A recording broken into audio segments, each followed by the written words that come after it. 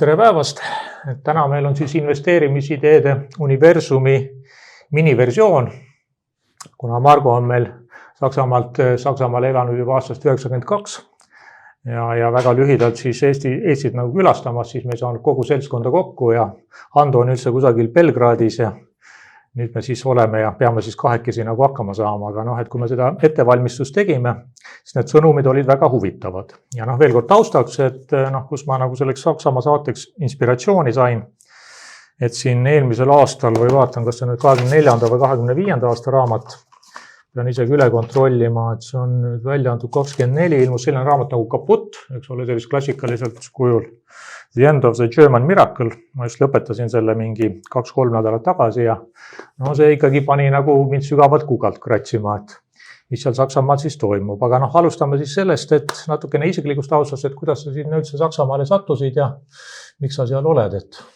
Tere ka kõigile ja Anna, tänud kutsumast, et 92 on õige aastaarv, et tookord sai siis minna ülikooli ja Heidelbergi ülikooli õppima ning pärast siis ülikooli sai veel tuldud Eestisse tagasi, natukene oli üks periood Hansapangaga seotud ja pärast Hansapanka siis uuesti tagasi, siis nullindate aastate alguses juba esimene ettevõtmine Saksamaal, mis oli siis natukene seotud nõustamisega ja pärast seda siis vahelduva eduga erinevates riikides, aga ikkagi Saksamaaga seotud jäänud tänase päevani. Nii et nii perekond kui ka ettevõtmised ja kõik on Saksamaal.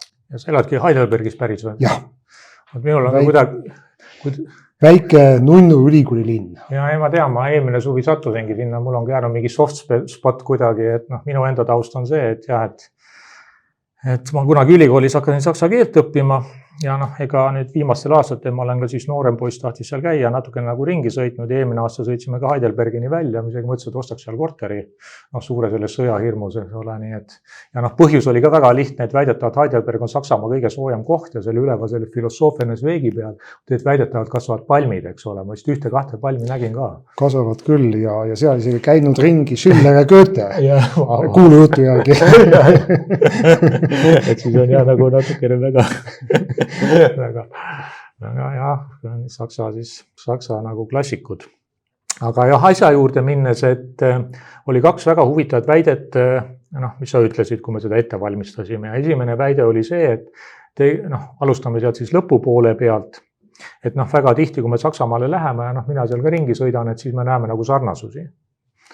Aga sa ütlesid, et tegelikult peaks hoopis rohkem analüüsima erinevusi. Jah, see on tõsi, et meile tundub, et meil on palju sarnasusi, aga meil on tegelikult palju rohkem erinevusi. Ja Saksamaal siis hakkama saada või siis ettevõtlusega tegeleda, tuleb ka ikkagi süveneda nendesse erinevustesse kõigepealt. Ja võib-olla mis siis kõige silmatorkavam on see, et tegemist on suure riigiga ja tegemist on ju föderaalse riigistruktuuriga, mis teeb seda, et Saksamaa on jaotatud ju nii-öelda lenderite vahel, iga land omab oma parlamenti, oma valitsust nii-öelda ja iga landi inimesed tunnevad ennast ka sinna nagu kuuluvad sinna oma selle landi juurde.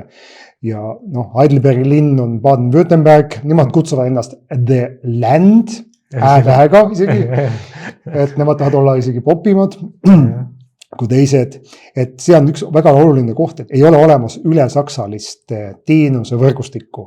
Kõik teenused, mis Saksamaal on reeglina ikkagi detsentraalsed, mis näeb seda, et ettevõtjana alustades ettevõtmist pead sa arvestama, et sa lähtud siis selles liidumaas kehtivast seadusest ja liidumaal kehtivatest reeglitest, mis võivad olla 20 kilomeetrit eemal, teises liidumaal hoopis teistsugused. Aga kuidas ise seal siis hakkama saad või? Sa ju toimetad sul nende läri seal ja...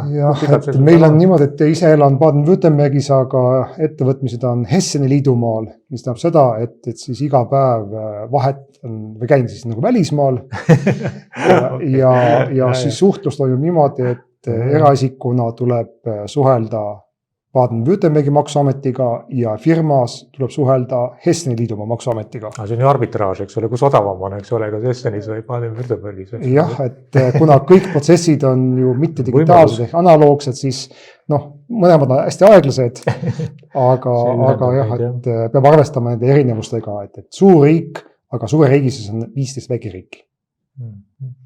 Aga on siis mingi koht nagu parem ka või ütleme, et mina saan aru, et üks suur piir ikkagi jookseb sealt ja seda näeb ka visuaalselt, et kui ma sealt viimati eelmine suvi sõitsin, siis kui sa jõuad Ida-Saksamaa territooriumile, siis kiirtee peal sa nägid, et autosid oli kõvasti vähem. Üks neile visuaalne. Ja autoteed on paremad. Et autobaan on Ida-Saksamaal ikkagi paremas korras kui Lääne-Saksamaal. Jah, nii palju ma üldistada ei suuda. Aga kui mõelda siis, et mis on ida ja mis on lääs, et öeldakse ka, et tegelikult ei tohiks teha enam sellist nagu vahet tegemist. Tegemist on Ida-Saksamaaga, aga lähtume praegu sellest, et see nii on. Et me natuke vaatame ajalukku ka, et kas Ida-Saksamaa ja Lääne-Saksamaa inimesed saavad aru tänapäevastest protsessidest samamoodi või erinevalt. Ja me peame natuke minema tagasi ajaloos ja vaatama, et Lääne-Saksamaa, mille teine nimetus on tegelikult Bonner Republik ehk siis Bonni vabariik. Wow. Ja Bonni vabariigi ehk siis Bonner Republik kodanikud on natukene teistsuguse sest taustsüsteemis üles kasvanud ja nende jaoks kõik, mis jäi ida poole, oli natukene mustvalge ja kõik, mis jäi natuke veel ida poole sellest Oderi piirist, see oli juba täiesti niimoodi, et seda enam ei teatud, mis seal toimub. Ja seetõttu on ka nende inimestel arusaam tänapäeva protsessidest erinev, kuna see Bonner Republiki kodanik ja siis toonane DDR kodanik saavad asjadest ikkagi erinevalt aru. Ja tänagi veel. Ja seetõttu me näemegi täna seda, et ida pool on nii-öelda siis parem konservatiivsete või parem äärmuslaste parteide populaarsus oluliselt suurem kui Lääne-Saksamaal.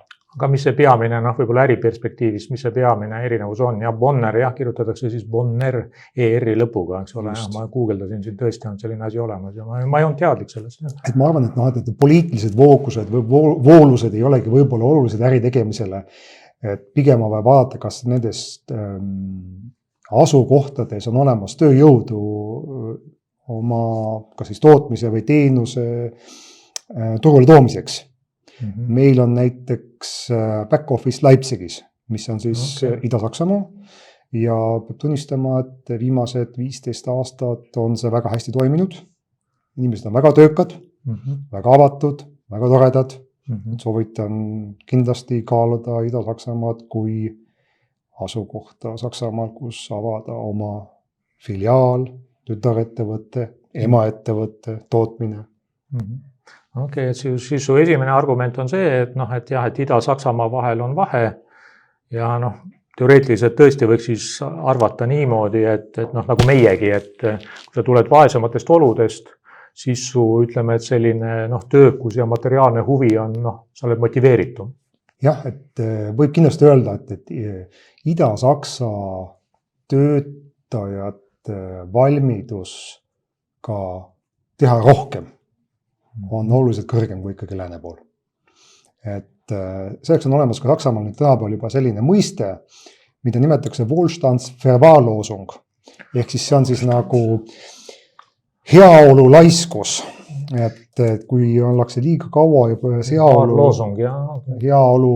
heaolus olnud, et siis sa muutud natukene nagu laisaks ja sellist Wohlstandi ehk siis heaolu on Ida-Saksamaa poole peal on vähem, seetõttu inimestel on olemas veel nii-öelda siis instinktid alles, et teha rohkem. Ja loomulikult need instinktid juba vaikselt vähenevad ka, eriti noorte seas, et kui me vaatame just noorte inimeste hulka, siis noored vanuses 21, 27 või isegi üle 30, siis nende valmidus muutusteks on ikkagi aja jooksul võrreldes 90-tega oluliselt vähenenud. Nii et see kõik selline konvergents töötab. Päris huvitav, kui me nüüd Eesti perspektiivist vaatame, et korra siis minu peres ka, et tegelikult õpiti saksa keelt, et mul ema ja onu ja kõik, eks ole, ma teagi, kuna siis Eestisse muudatus toimus vist ilmselt 70-ndatel, noh, ma sellest ei räägi, aga noh, oma perekonnas küll ma vaatan ja noh, siis ümberõppimine, noh, mul ema oli arvestatud inglise keele peale, ta ütles ka, et tema koolis õppis peale teist maailmasõda, kõik oli saksa keeles, aga ma loen selle ette, et noh, natukene ka keelt. Noh, ma arvan, et meil see keeleoskus, saksa keele oskus või üldse ruumitaju peaks parem olema. Wohlstandsverwahrlosung bezeichnet die seelische und emotionale Vernachlässigung von Kindern in materiell gut ausgestatteten Familien. Ma loodan, et enam-vähem hääldasin õigesti, aga ma ainult ühe lause loen, eks ole, taotluslikult, et noh, et natukene inimesi utsitada tegelikult ka keelt õppima, eks ole, et nii, et noh, saksa keelt me tegelikult võiksime ikkagi natuke rohkem osata. Kindlasti, aga noh, siin on see ka, et miks seda saksa keelt on nii vähe, on see ka, et vaatame tagasi ajalukku, kas oleks võinud olla rohkem Saksamaad Eestis.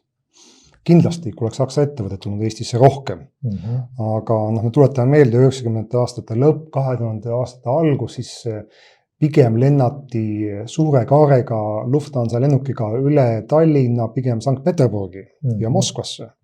Selle asemel, et avada siin mõni tootmine. Et kuna meie kõrval ikkagi oli sakslaste jaoks suur turg, siis ei ole mõtet avada oma tegevuskohta väiksel turul. No, see on nagu huvitav, et noh, see sakslaste ja venelaste kuidagi see koostöö, et noh, see raamat ka kirjeldab seda, kuidas Rheinmetall veel peale 2014. aastat rõõmuga müüs noh, sellist industriaalsisseseadet noh, nagu Venemaale ja noh, Karamzini Vene ajaloost on teada väidetavalt, et igal 6. aastal põletati Saksa kaubahoov maha ja igal 7. aastal olid jällegi üles ehitatud. Et oskad sa seda kuidagi seletada, et miks nende venelastega kuidagi ikka selline, ja noh, see oli enne neid maailmasõdasid juba, eks ole, nii et ma saan aru. Küsimus ongi, et kas juba 70-ndatel valiti nagu vale teepool või see on täielikult täna 90-ndate lõpuaastate efekt, et noh, Helmut Kohli vari langes noh, Gerhard Schröderi peale ja Gerhard Schröderi vari langes Angela Merkeli peale ja sealt edasi kõik, et see on nagu raske. Noh, üks on see, et see on nii-öelda sakslaste poole peal olnud see Schuldgefühl, ehk siis nad tunnevad süüdi kõige selle eest, mis teises maailmasõjas toimus. Ja nüüd oli küsimus, et kas on võimalik siis oma süüd heastada selle läbi, et me tegeleme kaubavahetusega, ehk siis Wandel durch Handel. Nüüd on küsimus, et muutus läbi kaubanduse või muutus läbi äritegemise, et keda siis lõpuks muudeti. Ja nüüd, mida rohkem me loeme ja vaatame taga, siis me saame tegelikult aru, et võib-olla see Wandel durch Handel muutis hoopis Saksamaad, mitte Venemaad. et ikkagi ma arvan, et see alus sai kõikidest protsessidest, kus nähti tegelikult toonast Vladimir Putinit kui šarmantset muutustele avatud riigijuhti ja siis oli nagu tekkis võimalus, et energiakoostöö raames saab Saksamaa siis ligipääsu odavatele energiaressurssidele ja seetõttu saab oma autotööstust ja muid metallitööstust nagu ülal hoida. Noh, mis tegelikult tagasi vaates tähendab seda, et üritati siis nagu vana maailma võimalikult kaua ülal hoida ja mitte siis minna digitaalse ja moodsa maailma muutustega kaasa. Jah, noh, täpselt, et siit kui nagu jätkates, et noh, see üks selle raamatu väide on ka noh, päris huvitav, et nad ütlevad, et sakslased, noh, kes on nagu riskialtid totaalselt või noh, ütleme, et riskavöös või noh, hindavad riske nagu hoolikalt ja ikkagi on kokkuhoidlikult, et noh, suutsid riske, geopoliitilisi riske just noh, väga nagu valesti hinnata, et öeldakse, et noh, siin see Münchau argument on, et noh, nad sisuliselt üldse ei tegelenud geopoliitiliste riskide hindamisega, vaatasid ainult puhtalt oma ärihuve ja noh, majanduslik argument on veel selline, andasid näiteks autotööstusest raha ja investeerisid selle sama raha autotööstusse tagasi näiteks Hiinas. Aga noh, selline klassikaline investeerimisteooria, kui me investeerimise juurde ütleme, et sa peaksid nagu diversifitseerima, et oli väga nagu selline noh, lineaarne. Et nagu öeldakse, et Saksamaal tehakse nalja, et oleks pidanud ennast jätta sõltuvusse mitmest diktaatorist. No oligi 2 Putini ja noh, see Xi, eks ole. Kolmas, 4 oleks pidanud olema. Oleks pidanud keegi olema, et võib-olla siis Lähis-Idas keegi, aga jah, et see küsimus on see, et kui me vaatame seda raamatu, selle peale kirja nagu kaputt, eks noh, et seda võib mitmeti tõlgendada. No üks kõige eestikeelsem tõlge võiks olla, et on läbi. Et aga noh, toome nagu ikkagi nagu positiivse poole ka siia sisse, et mida on täna kindlasti näha, et sakslased on aru saanud, et muutused on vajalikud. Ja see muutuste tuul on igal pool näha. Kas need muutused õnnestuvad, see on teine teema. Ja küsimus on see, et kes peab olema siis muutuste eest vedaja. Et kui me läheme tagasi Eesti siis nagu majanduse juurte ja Eesti siis nagu muutuste juurte juurde, siis me nägime, et riik omas innovatsiooni ja siis muutuste poole peal väga suurt rolli, et riik näitas ette oma digitaalse transformatsiooniga tegelikult isegi ettevõtetele tee kätte, mida Saksamaal see ei ole. Ehk siis riik töötab täna Saksamaal ikkagi veel samamoodi nagu 70-ndatel, 80-ndatel aastatel. Ehk siis kõige innovatiivsem seade oli veel hiljuti faks. Ja, ta on faksinaljad ja kõik. Et seetõttu nagu, et riik kindlasti ei ole siin nagu eeskujuks siis eraettevõtetele ja küsimus on, kas eraettevõtetel on lihtne taha muutuda Saksamaal? Ei ole, sest iga muutus on kallis. Ja iga muutus ei tähenda ainult see, et sul on olemas finantsvahendid, vaid sul peab olema ka töötajaskond. Ja kui töötajaskonda koha peal ei ole, siis peaks töötajaskond tulema väljamaalt sisse või välisriikidest sisse. Aga täna ikkagi välisriikidest spetsialistide saamine Saksamaale on keeruline. Nad lähevad ikkagi kohe Ameerikasse. Jah, et natukene teeme siin teema vahetuse, aga kui ütleme, et Baltikumi Eesti perspektiivi sisse tuua, siis siin raamatus korra mainitakse Baltikumi ja see ei ole nüüd väga meeldiv kontekst, et me nimetatakse kui merchant nations, ehk siis kauplemisriikideks, et siin on nagu toodud välja, et see, mis Baltikumist arvatakse, et me ei suuda ise võib-olla midagi väga teha, aga meid kutsutakse nagu merchant nationiks.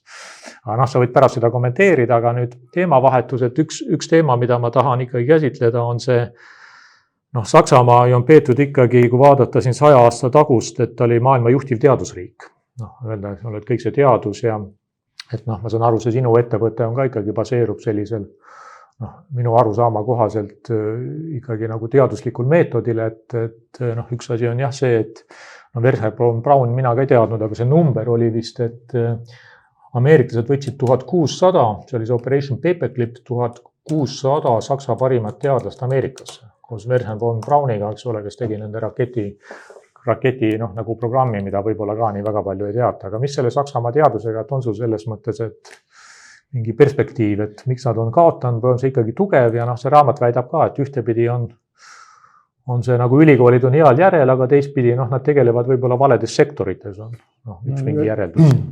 Ütleme, et kui me vaatame selle innovatsiooni, et Wernher von Braun, et rakett, et see väga lühikese ajaga loodi midagi tookord siis ju ikka revolutsioonilist, et seda raketti võimalik veel näha täna Peenemündes, et luvi on, võib minna sinna vaatama, aga kui vaadata nagu teadustööd ja teadustegevus, siis ikkagi peab tunnistama, et see on täna väga kõrges hinnas, ülikoolide juures on väga palju teadusmahukaid instituute, mis tegelevad siis teadusmahukate uuringutega, need on lihtsalt nii pika vinnaga tegevused, mis on väga oluline, on see, et see teadusfinantseerimine ei ole mitte ainult riiklik, vaid see on väga tugevasti kombineeritud ka eravahenditega.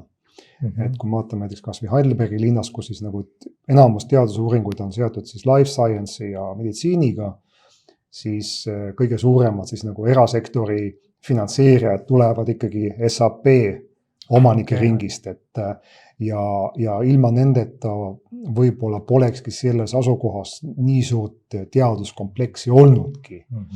Et loomulikult on küsimus selles, et millised on need teadus- või valdkonnad, millel oleks nagu kõige kiirem tulemus. Sest life science on see, kus võib 30 aastat midagi uurida ja lõpuks saadakse teada, et on võimalik RNA vaktsiin teha. Et siin kindlasti on Saksa riigil vaja, ütleme siis ka Saksa ülikoolide vaja vaadata, et kuidas kiirendada selle innovatsiooniprotsessi ja tuua turule juba tooteid ja teenuseid, mis põhinevad siis kiiremal uurimistööl ja kiiremal. Öeldakse ka, et siis nii-öelda see artificial intelligence või masinõppe peaks kiirendama kogu seda protsessi. Kas ta nüüd lõpuks seda kiirendab? No seda me näeme võib-olla mõne aja pärast. Ja ma üritasin kiiresti guugeldada, et kas see nüüd RNA vaktsiin ikkagi avastati Saksamaal või developed by German Biotechnology Company BioNTech. See on Mainz. Ja Mainzis siis jah. Mainzis on teise kui me nüüd jah, teises liidumaa. Aga noh, et kui me räägime, jah, et see peaks olema perspektiivis, et kui me räägime, et Saksamaal võib-olla nii hästi ei lähe, siis jällegi, et RNA ja see on ikkagi väga suur läbimurre tegelikult. Me unustasime seda, et Saksamaal ikkagi on kõige suurem arv globaalse champione ja globaalne champion tähendab seda, et ta on ikkagi turuliider oma segmendis, et ükskõik millise segmendi me võtame, siis me näeme ikkagi neid traditsioonilised valdkonnad, ma mõtlen praegu, et seal on ikkagi mõni Saksa ettevõte, kes on turuliider, eks, kus nagu neid globaalse champione praktiliselt ei olegi, on siis tarkvara. Seal ainukene ettevõte on siis SAP, mis on siis Saksamaa võib-olla siis DAX-is kõige noorem startup aastast 1974. DAX-i öeldaksegi helitavalt, et DAX on tööstusmuuseum, aga kindlasti, kui sinna ilmuvad ka varsti näiteks 10 aastat tagasi asutatud või 5 aastat tagasi asutatud ettevõtted, mille turuväärtus on piisavalt suur, et sattuda siin indeksisse, siis ma arvan, et sakslased on jõudnud kaugele, et siis enam kaputt ei ole, et siis on juba saavutatud midagi. Aga jah, siin aeg surub peale ja meil on jäänud veel 2 teemade ringi, et üks me ei anna kindlasti investeerimisnõu, et see ole see eesmärk, et see saate eesmärk ongi kirjeldada, ütleme, et võib-olla selliseid allhoovusi, mis need riiki iseloomustavad, et need investeerimisotsuseid paremini nagu teha, aga et ma ei tea, kas sa ise investeerid Saksamaale või sa taksi peale mõtled, on see mingi selline koht, et ettevõtja investeerin oma ettevõttesse. Jah, aga et kui sa tegid sealt vaba raha, et sul õnnestub see müüa kunagi, et kas sa paneksid oma vaba raha siis Saksamaa ettevõtetesse tagasi, taksi? Jah, pigem siis ikkagi nendesse noortesse ettevõtetesse, kes siis tulevad täna pigem kaitsetööstusvaldkonnas, miks ka mitte kaaluda life science, et ikkagi jääme unusta, seal on väga suur potentsiaal ja on ka väga palju automatiseerimise startup ja noore ettevõtted, mis tegelevad automatiseerimisega, nii et on olemas kindlad segmendid, kuhu kindlasti võib-olla investeeriks on autotööstus, terasetööstus, et need jätaks välja hetkel. Okay. Nii et potentsiaali ikkagi jagub, eks ole, nii et see on ikka uut majandust ka, et meil ei ole selline, et seal on ainult jaoks autosid ja muud midagi ei ole. Aga et leida need ettevõtted, see võtab aegast, et kahjuks on niimoodi, et üles leida need ettevõtteid ei ole kerge. Et see vajab ikkagi tugevat analüüsi enne kui leida üles. Aga tuleme siis lõpetuseks selliste praktiliste nõuannete poole, et mida jagada Eesti ettevõtjale, et see teine huvitav väide, mis sa mulle ütlesid, oli, et väga vähesed Eesti ettevõtjad on Saksamaale pidama jäänud.